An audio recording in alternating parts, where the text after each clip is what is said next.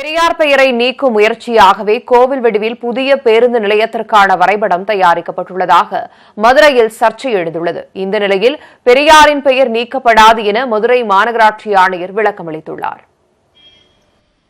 மதுரையின் அடையாளங்களில் ஒன்றாக உள்ளது பெரியார் பேருந்து நிலையம். 48 ஆண்டுகளுக்கு முன்பு அமைக்கப்பட்ட இந்த பேருந்து நிலையம் ஸ்மார்ட் சிட்டி திட்டத்தின் கீழ் சுமார் 344 கோடியே 76 லட்சம் ரூபாய் மதிப்பீட்டில் மேம்படுத்தப்பட உள்ளது. இதற்கான அடிக்கல் நாட்டு விழா கடந்த ஞாயிற்றுக்கிழமை துணை முதல்வர் பன்னீர்செல்வம் தலைமையில் நடைபெற்றது. அன்றைய தினமே புதிய கட்டுமானத்திற்கான வரைபடமும் வெளியிடப்பட்டது. கோவில் கோபுர வடிவில் வடிவமைக்கப்பட்டுள்ள இந்த வரைபடத்தில் பயணிகளுக்கான பல்வேறு வசதிகள் குறித்து விளக்கப்பட்டது. கடவுள் மறுப்பு கொள்கை கொண்ட பெரியாரின் பெயரில் உள்ள பேருந்து நிலையத்திற்கு கோவில் கோபுர முகப்பு அமைக்க பெரியாரிய உணர்வாளர்கள் எதிர்ப்பு தெரிவித்துள்ளனர். தந்தை பெரியார் அவர்களின் முழு உருவ சிலையை பெரியார் பேருந்து நிலையத்தில் அமைக்க வேண்டும். இது நாங்கள் கோரிக்கையாக வைக்கின்றோம்.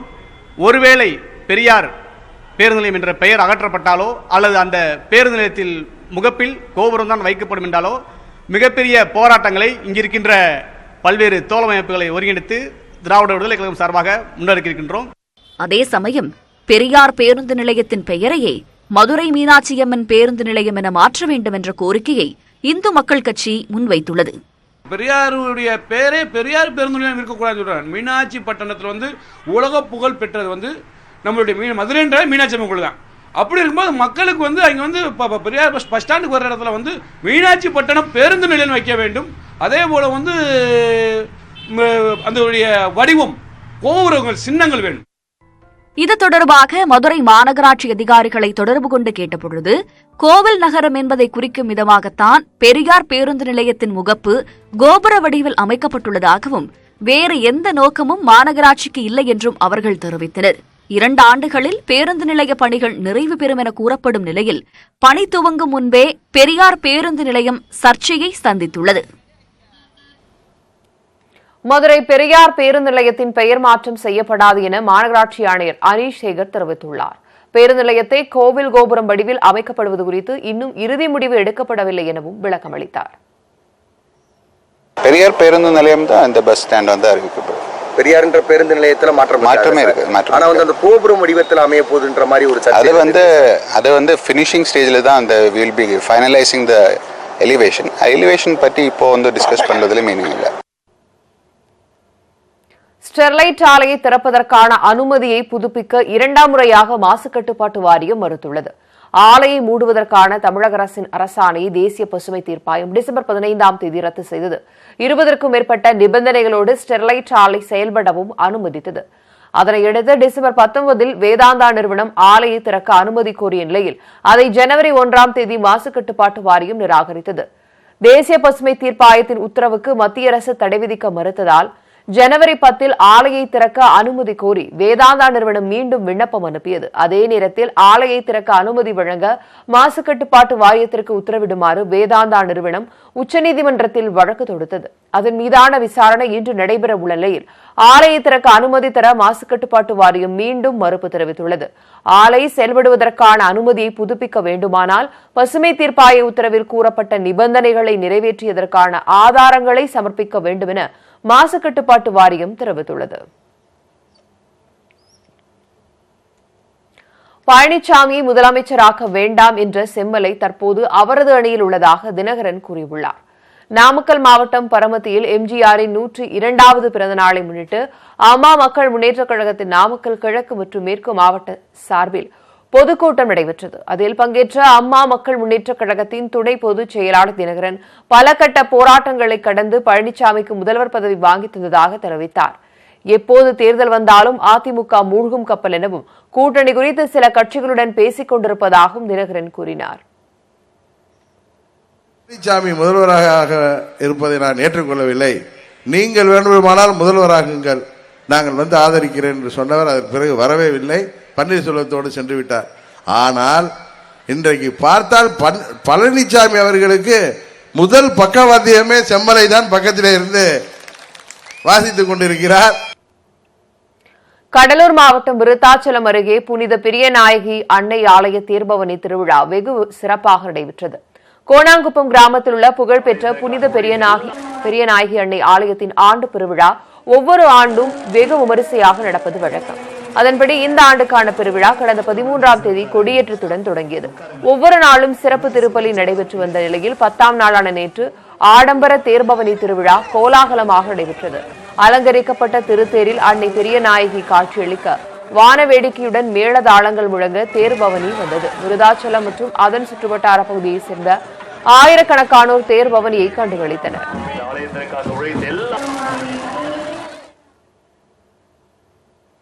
உலக முதலீட்டாளர்கள் மாநாட்டில் அமைக்கப்பட்டுள்ள அரங்குகளில் நவீன வசதிகளுடன் கூடிய எலக்ட்ரிக் கார், பைக் ஆகியவை பார்வையாளர்களை பெரிதும் ஈர்த்துள்ளது.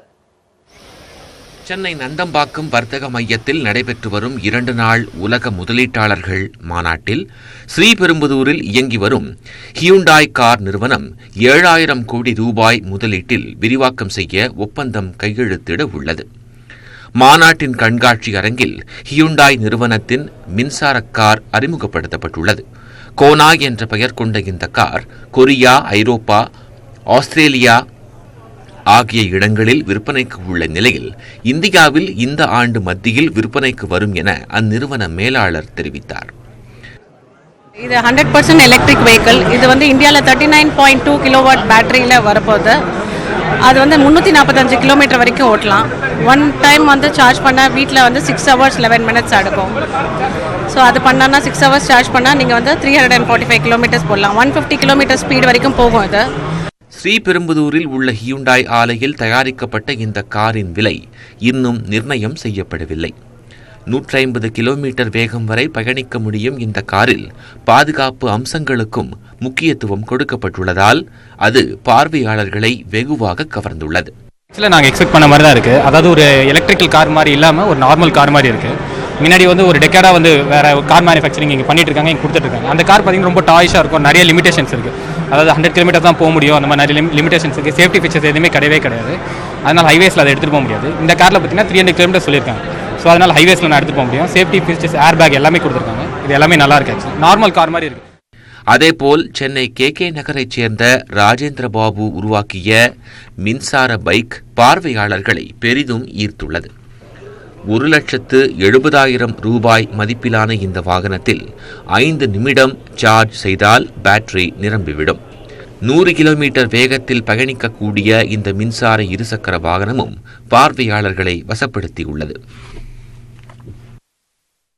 மிரட்டும் நோக்கில் கத்தியுடன் தூங்கிய கணவன் இறுதியில் மனைவியை கொலை செய்துவிட்டு தற்கொலை செய்து கொண்ட சோகமான சம்பவம் சென்னையில் நடந்துள்ளது.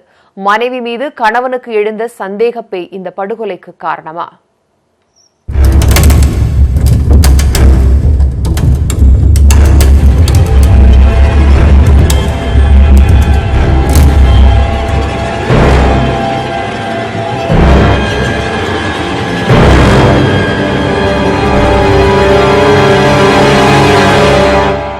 புளியந்தோப்பு திருவிக நகர் 3வது தெருவில் வசித்து வந்த துக்காராம் தாராபாய் தம்பதி ஆந்திராவை பூர்வீகமாக கொண்டவர்கள்.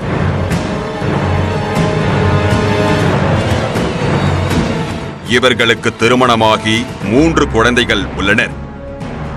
மகிழ்ச்சியாக சென்று கொண்டிருந்த இவர்களது வாழ்க்கையை சந்தேக புயல் புரட்டி போட்டுள்ளது. கணவன் கூலி வேலை செய்ய, மனைவி வீட்டிற்கு அருகில் உள்ள தனியார் நிறுவனத்தில் வேலை செய்து வந்துள்ளார். மனைவியின் நடத்தை மீது துக்காராமுக்கு பல ஆண்டுகளாக சந்தேகம் இருந்து வந்துள்ளது. இதனால் இரவில் தூங்கும் போது தாராபாயை மிரட்டுவதற்காக துக்காராம் தனது தலையணைக்கு அடியில் கத்தியை வைத்துக் கொண்டுதான் தூங்குவார் என சொல்லப்படுகிறது. தாராபாயின் நடவடிக்கைகளில் ஏற்பட்ட சந்தேகம் தொடர்பான சண்டை வாக்குவாதமாக மாறியுள்ளது. செவ்வாய் இரவு இருவரும் கடுமையாக சண்டை போட்டுவிட்டு தூங்கச் சென்றுள்ளனர்.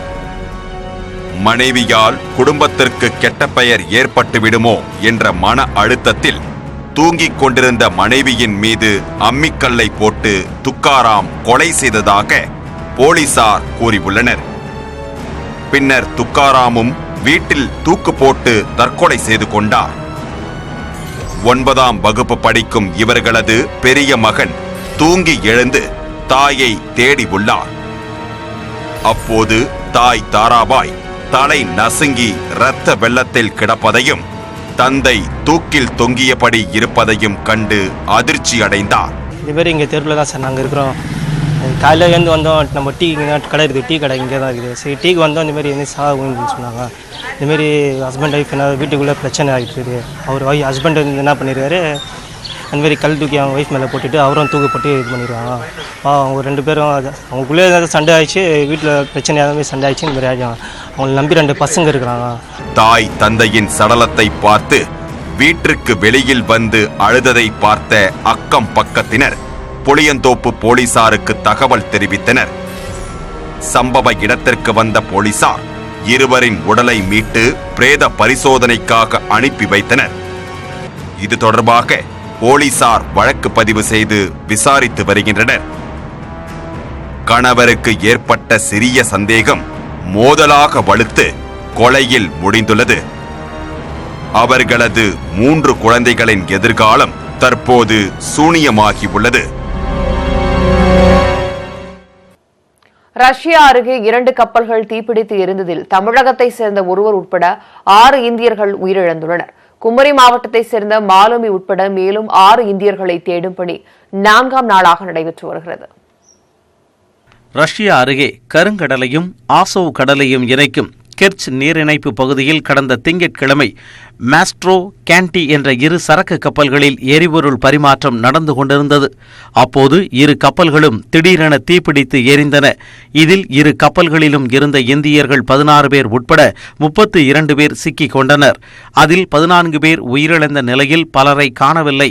4ஆம் நாளாக 2 கப்பல்களும் எரிந்து வரும் நிலையில் தமிழரான சரவணன், நாகராஜன் உட்பட 6 இந்தியர்கள் உயிரிழந்துள்ளதாக வெளியுறவுத்துறை அமைச்சகம் தெரிவித்துள்ளது. குமரி மாவட்டத்தைச் சேர்ந்த செபஸ்டியன் பிரிட்டோ உட்பட 6 இந்தியர்களை தேடும் பணி நடைபெற்று வருகிறது. ஈத்தாமொழி அருகே புத்தன் துறையைச் சேர்ந்த 24 வயதான செபஸ்டியன் பிரிட்டோ கல்லூரி படிப்பை முடித்து கடந்த செப்டம்பர் மாதமே கப்பல் நிறுவனத்தில் பணிக்கு சேர்ந்துள்ளார். ஏற்கனவே மற்றொரு மகன் உயிரிழந்துள்ள நிலையில் தற்போது மீதமிருந்த ஒரு மகனும் காணாமல் போய் உள்ளதால் அவரது குடும்பத்தினர் சோகத்தில் உள்ளனர். 10 நாளைக்கு முன்னால் பேசினான், அதாவது துருக்கியில் இருக்கும்போது பேசுவான். துருக்கியிலேருந்து செயிலிங் ஸ்டார்ட் ஆகிடுச்சுன்னா அவனுக்கு கம்யூனிகேஷன் கிடைக்காது. அதனால் அப்பப்போ மெசேஜ் பண்ணுவான். ரஷ்யா போனால் கம்யூனிகேஷன் கிடைக்காதனால பேச முடியாது. ஆனால் திரும்ப துருக்கி வரும்போது தான் அவன் கால் பண்ணி பேசுவான். ஆனால் அதுக்குள்ளே ரஷ்யாவில் இந்த மாதிரி நடந்திருக்கு. இதுவரை அவன் சர்ச்சிங் லிஸ்ட்டில் இருக்குன்னு கம்பெனி சொல்லிகிட்டே இருக்காங்க. செபஸ்டியன் பிரிட்டோவை விரைந்து மீட்க உரிய நடவடிக்கை எடுக்க வேண்டும் என அவரது குடும்பத்தினர் வலியுறுத்தி உள்ளனர்.